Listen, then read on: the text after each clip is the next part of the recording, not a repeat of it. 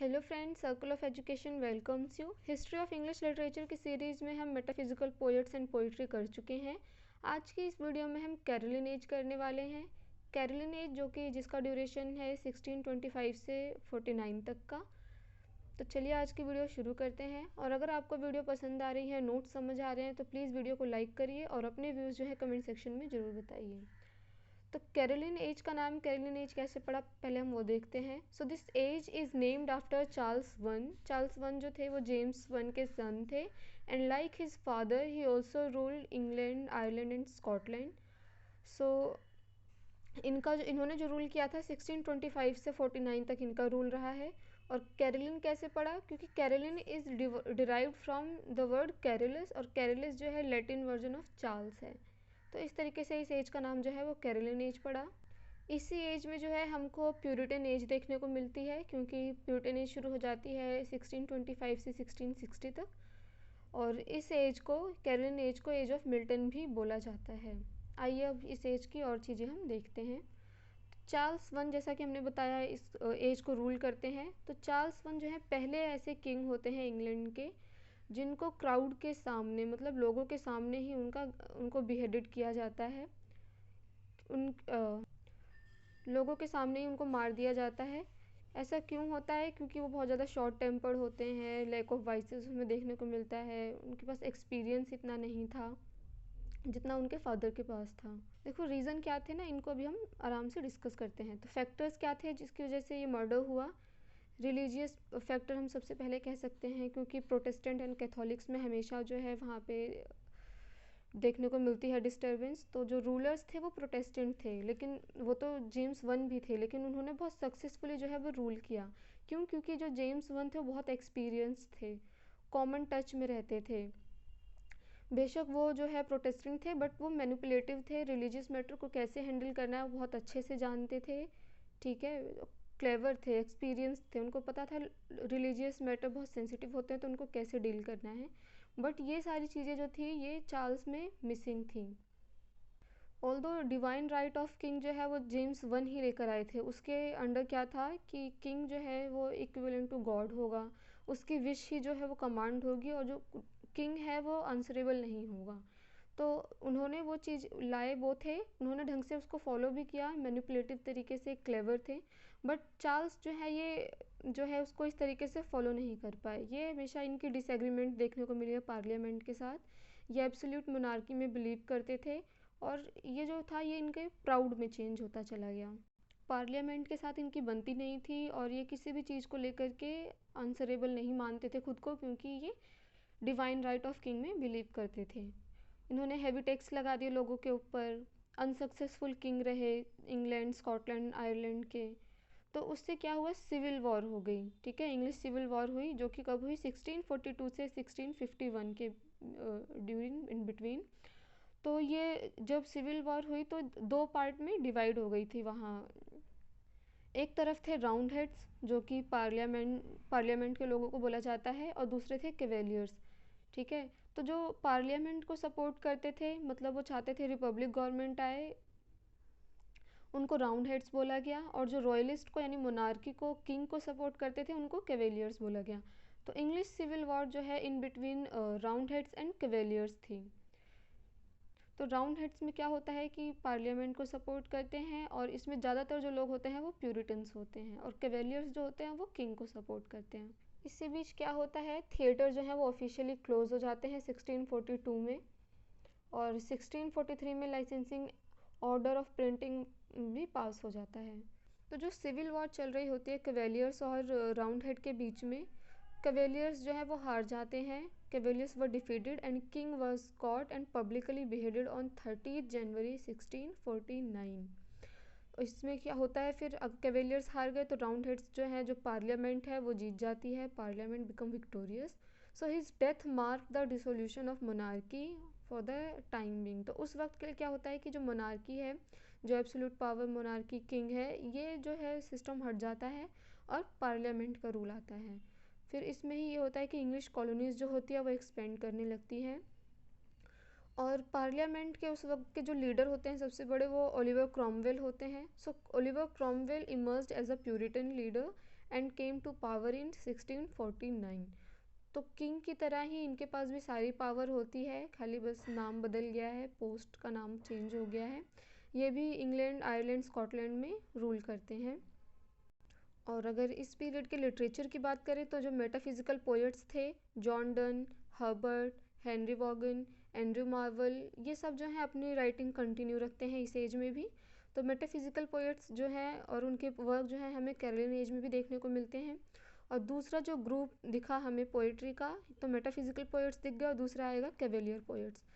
तो Caroline as में जो है हमें ये दोनों प्रोमिनेंट लिटरेरी फिगर देखने को मिलते हैं। कैवेलियर पोएट्स कौन होते हैं, जैसा कि हमने पीछे पढ़ा है अभी, जो किंग को सपोर्ट करते हैं, जो उनके सपोर्ट में लिखते हैं, प्रेज करते हैं मोनार्की को, वो जो है वो कैवेलियर पोएट्स होते हैं। आइए अब हम डिटेल में करते हैं कैवेलियर पोएट्स को। तो कैवेलियर पोएट्स कौन थे? A group of lyric poets associated with the cavaliers are called cavalier poets. They were supporter of King Charles one during English civil war during 1642 to 1651। इन poets को sons of Bens भी कहा जाता है, क्योंकि ये एडमायर एंड फॉलोवर्स थे Ben Jonson के। कैवेलियर पोएट्स के कैरेक्टरिस्टिक्स क्या थे, आइए वो देख लेते हैं हम। मोनार्की को सपोर्ट करते थे, यानी किंग चार्ल्स के सपोर्टर थे, पार्लियामेंटेरियंस के अगेंस्ट थे, प्यूरिटन एंड देयर आइडियाज़ को ये अपोज करते थे। और इनको जो नॉलेज इन्होंने गेन करी वो थी ओविड ओरेस से। हालांकि वो लैटिन में लिखते थे, बट ये जो है ये लैंग्वेज समझते थे। और जो इनकी पोएट्री थी कैवेलियर पोएट्स की, इनकी थीम्स क्या थी? Love, beauty, nature, social life, gay यानी happiness, good fellowship, witty etcetera. आइए अब हम देखते हैं कैवेलियर पोएट्स थे कौन कौन। तो थॉमस कैर्यू, ये जो है सिविल वॉर ख़त्म होने से पहले ही मर जाते हैं, इनकी डेथ हो जाती है। नेक्स्ट है जॉन सकलिंग, मतलब ये दोनों ही जो पोएट्स हैं they died before civil war. फिर नेक्स्ट है रॉबर्ट हेरिक, ये ओनली कैवेलियर पोएट हैं जो कि कोर्टियर नहीं थे, बाकी सारे जो थे वो कोर्टियर थे। नेक्स्ट है हमारे रिचर्ड लवलेस, ये पॉवर्टी में मरते हैं, इम्प्रिजन, इनको 2 बार शायद इनको जेल भेजा जाता है। आइए अब हम कैवेलियर पोएट्स के कुछ इंपॉर्टेंट वर्क्स देख लेते हैं। पहला है थॉमस कैर्यू, जिनका ड्यूरेशन 1597 से 1640 रहा है, also called originator of cavalier love poetry. इनके वर्क्स की बात करें तो an elegy upon the death of the dean of Paul's, doctor John Donne, और इन्होंने शॉर्ट पोएम भी लिखी हैं, ज़्यादातर इन्होंने शॉर्ट पोएम ही लिखी है। और इनकी लॉन्ग पोएम की बात करें जो तो लॉन्गेस्ट पोएम इनकी है अ रैप्चर, जिसमें 166 लाइन्स हैं। नेक्स्ट कैवेलियर पोएट हमारे जॉन सकलिंग है, जिनका ड्यूरेशन 1609 से 1641 रहा है। इन्होंने जो एक गेम होती है कार्ड गेम क्रिबेज, इन्होंने इन्वेंट किया था। इन्होंने बैलेड अपॉन अ वेडिंग लिखा था, जो कि इनका मास्टरपीस माना जाता है। और his poems influenced by John Donne, ये जॉन डन से बहुत इन्फ्लुएंस थे। इन्होंने 4 प्लेज लिखे थे, जिसमें फेमस जो थे वो हैं एग्लोरा एंड गॉब्लिन्स। एग्लोरा जो है वो ट्रेजिडी है और गॉब्लिन्स जो है वो कॉमेडी है। और इन्होंने सुसाइड कर लिया था 1641 में। नेक्स्ट कैवेलियर पोएट है हमारे रॉबर्ट हेरिक, जिनका ड्यूरेशन 1591 से 1674 रहा है। इन्होंने माना जाता है कि ऑलमोस्ट रोट 2500 पोएम्स, और हेस्पर्डाइज जो है इनकी मास्टरपीस मानी जाती है। हेस्पर्डाइज का जो दूसरा टाइटल है और the work both human and divine, ये कलेक्शन है 1200 लिरिकल पोएम्स का। ये इनकी मैग्निस ओपस मानी जाती है, मतलब मास्टरपीस है ये इनका।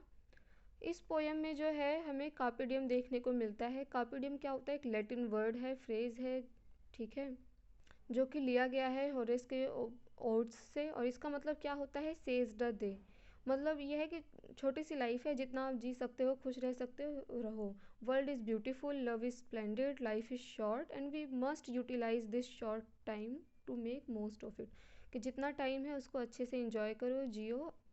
इनकी और इम्पोर्टेंट पोएम कलेक्शंस की बात करें तो वो है to the virgins to make much of time, Corinna's going a maying, and है टू डेफोडिल्स, ठीक है। डेफोडिल्स सुन के हमें कंफ्यूज नहीं होना है, वर्ड्सवर्थ की जो थी वो डेफोडिल्स थी, और जो रॉबर्ट हेरिक की है वो है टू डेफोडिल्स। स्विनबर्न जो है हमारे विक्टोरियन पोएट हैं, बहुत फेमस है। इन्होंने हेरिक के लिए कमेंट किया था the greatest song writer ever born of English race. अब जो है ना हम इनके जो ये हेपोडीज जो इनका फेमस वर्क है, मास्टरपीस है, इनकी 2-4 इंपॉर्टेंट लाइन देख लेते हैं, अक्सर एग्जाम में आ जाती है। तो जो इनकी पोएम थी to the virgins to make much of time, इसमें इन्होंने इंपॉर्टेंट लाइन्स लिखी थी। गैदर ये, सॉरी ये यस नहीं है, ये है, ध्यान देना, गलती से लिख दिया था। गैदर ये rosebuds while ye may, old time is still a flying, and this same flower that smile today tomorrow will be dying. Next हमारे इम्पोर्टेंट कैवेलियर पोइट्स हैं रिचर्ड लॉलेस, जिनका ड्यूरेशन 1617 से 1657 रहा है। 2 बार ये जेल गए थे, हाँ, जैसा कि मैंने पहले डिस्कस किया है, 1642 और 1648 में। He died in poverty.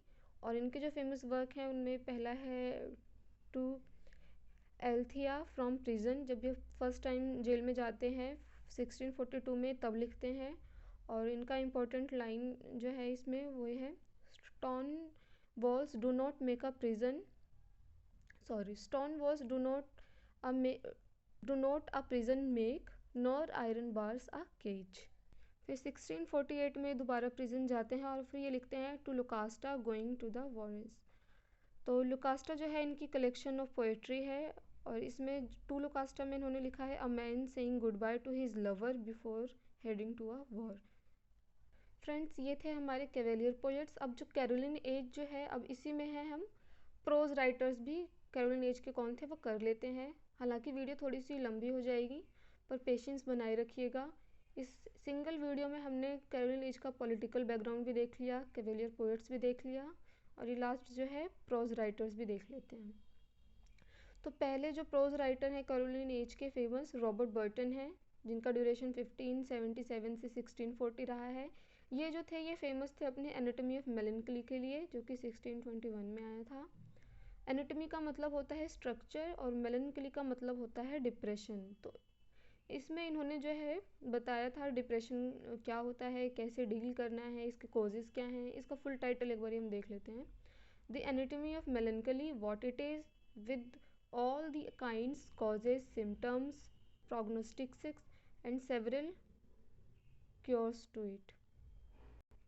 ये जो है इन 3 main partitions with their several sections, members and subsections. ये जो है काफ़ी सबसेक्शंस में डिवाइडेड थी। इसमें फिलोसफिकली, हिस्टोरिकली एंड मेडिकली जो है ये तीनों तरीके से इस वर्क को देखा जा सकता है। और ये जो है टोटल 6 बार पब्लिश हुई थी। कब कब हुई थी ये देख लेते हैं। 1621, 1624, 1628, 1632, 38 और 51 में। और इन्होंने जो है ये अपना वर्क रॉबर्ट बर्टन के नाम से नहीं पब्लिश किया था, बल्कि एक स्यूडोनेम लिया था, और वो क्या था, democratic junior. Next pros writer हैं हमारे कैरोलिन एज के थॉमस हॉब्स। इनकी जो है लेवियाथान जो है बहुत फेमस है, 1651 में आई थी। It was written between 1642 to 51 during English civil war. He supported absolute monarchy, King Charles. और इन्होंने क्या कमेंट किया था, only true and correct form of government is absolute monarch. Next हमारे कैवेलियर प्रोज राइटर हैं थॉमस फुलर। ये एक historian है और इनके वर्क देख लेते हैं। The history of the holy war 1639 में आई थी। The holy state and the profane state. Next है the church history of Britain and the history of the worthies of England. Next हमारे हैं थॉमस ब्राउनी, जिनका फेमस वर्क है रिलीजियम Medici, जो कि 1643 में आई थी। इसका मतलब है रिलीजन ऑफ अ डॉक्टर। इसमें जो है रिलेशनशिप बताई गई है साइंस एंड रिलीजन के बीच में, and it is also called autobiography of soul. और इनका नेक्स्ट इंपॉर्टेंट वर्क है अनबरियल और the vulgar errors. Next important writer हैं इजाक वॉल्टन, जिनका ड्यूरेशन 1593 से 1683 रहा है। इनके इंपॉर्टेंट वर्क की बात करें, द कंप्लीट एंगलर है, ये स्पेलिंग उन्होंने यही दी थी, इसको द कंप्लीट एंगर भी बोला जाता है। और इसी का दूसरा टाइटल जो है वो है और the contemplative man's recreation. This book is about fishing. इनको फिशिंग का बहुत ज़्यादा शौक था, तो इस बुक में इन्होंने फिशिंग के बारे में बताया है, joy of fishing filled with songs, poem, quotations. और जो है इनका दूसरा वर्क है वॉल्टन्स लाइफ्स है। Under this he wrote biography. इसमें इन्होंने जो है बायोग्राफी लिखी है John Donne, George Herbert, Henry Walton और रिचर्ड हुकर की। नेक्स्ट हमारे इंपॉर्टेंट प्रोज राइटर हैं इस एज के Jeremy Taylor. For his poetic expression जो कि बैरिक स्टाइल था। इनको शेक्सपियर ऑफ डिवाइन भी बोला जाता है और इनको स्पेंसर ऑफ पल्पिट भी बोला जाता है। इनके इम्पोर्टेंट वर्क की बात करें तो द लिबर्टी ऑफ प्रोफेसिंग है, the rulers and exercises of holy living, the holy living and dying.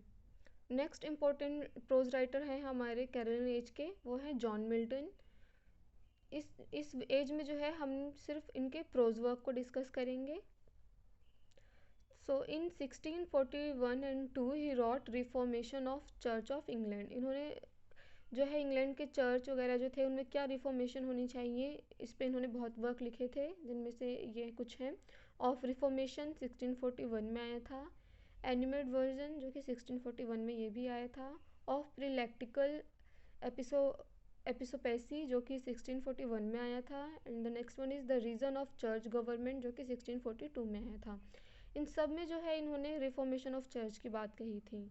और जो अदर इनके वर्क थे इस वक्त आए थे, वो जो थे कहीं ना कहीं इनकी पर्सनल मैरिड लाइफ से ही इन्फ्लुएंस हुए थे, क्योंकि इनकी पर्सनल मैरिड लाइफ वर्किंग नहीं थी, तो इन्होंने डाइवोर्स को जो है डिफेंड किया था। तो ही डिफेंडिंग डाइवोर्स जो इनका वर्क था 1643 और 5 में आया था। इनके जो वर्क थे the doctrine and discipline of divorce 1643, the judgement of Martin Bucer, Tetrachordon, Colasterion. Next important work की बात करें तो वो है एरोपेजिटिका जो कि 1644 में आया था। Milton argues on freedom of speech and freedom of press. उस वक्त क्या था कि जो भी राइटर्स लिखते थे ना, उसको लिखने के बाद पब्लिश कराने के लिए इनको जो है लाइसेंस लेना पड़ता था अथॉरिटी का, और जो है उनसे परमिशन लेनी पड़ती थी। तो उसको अपोज करते हुए मिल्टन ने लिखा था कि राइटर जो है वो लिख सकता है कुछ भी, उसको फ्रीडम ऑफ स्पीच और फ्रीडम ऑफ प्रेस मिलना चाहिए। इनके नेक्स्ट इंपॉर्टेंट वर्क की बात करें the tenure of kings and magistrate है, जो कि आया था 1649 में।